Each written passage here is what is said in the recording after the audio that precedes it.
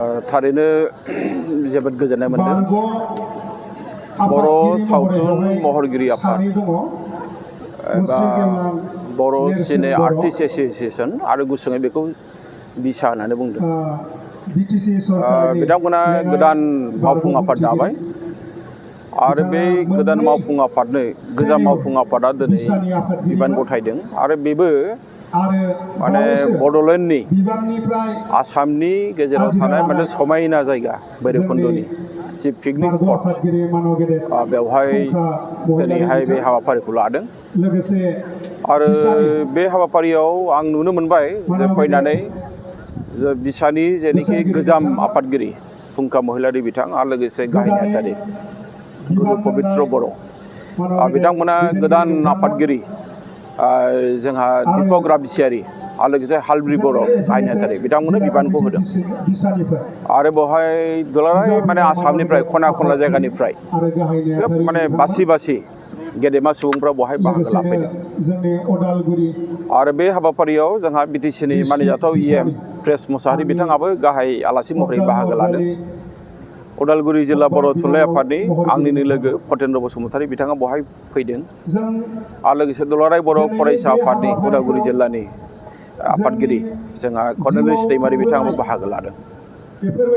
थारैनो जों बुंनांगोन जे दिनै जि बर' जेनोखि मा होनना बुङो बेखौ जोंहा बिसा बिथांमोना मोनसे गोदान महर लानानै आवगायबोदों आरो जों बयबो मिथिगौ जे बर' हारिनि गेजेराव जोंहा गाहायै महरगिरिफोरनि जि मोनसे हालोद बियो जेरैबायदि जानांगौ जोङो बेबायदि नुबोआखै नाथाय दिनैनि दैदेनगिरिफ्रा दिनैनि बिबानगिरिफ्रा जा रोखोमनि मोनसे खस्थ' खालामदों बे खस्थ' खालामनायनि गेजेरजों मोनसे गोदान माने महर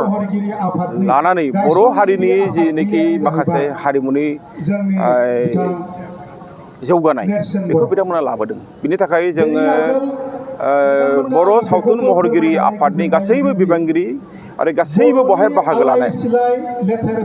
जायफ्रा बिबानाव गैया जायफ्रा हारिमुखौ मोजां मोनो बिथांमोननो आं बे समाव साबायखर बावदों आरो लोगोसे दायो जायफोरनाखि गोदानै बिबान मोनबाय जायफोर बिबान होबाय नाथाय बिथांमोना जयैनो खामानिखौ मावो मानोना गोजामनि जायनाखि मोन्दांथि बिथांमोना मावनायनि मोन्दांथि आरो गोदाननि बिबानगिरिफोरनि मोन्दांथि जेब्लानाखि बियो मोनसे गलाय गथायाव फैगोन अब्ला जोंनि हारिनि जेनोखि हारिमुखौ जोङो बेरखांहोनायाव बियो आरो साबसिन जागोन बेखौ जोङो बुंनो हायो। आं बेखायनो मिजिंथिदों जे बिथांमोना गोजाम आरो गोदान जयैनो खामानि मावनानै बर' हारिनि जे मोनसे हारिमुनि बिथिङाव जेरैबायदि जों आवगायदों बेखौ आरोबाव जोङो साथिं लांबावनांगौ बे जोंनि हास्थायनाय जोंनि लुबैनाय जोंनि मिजिं।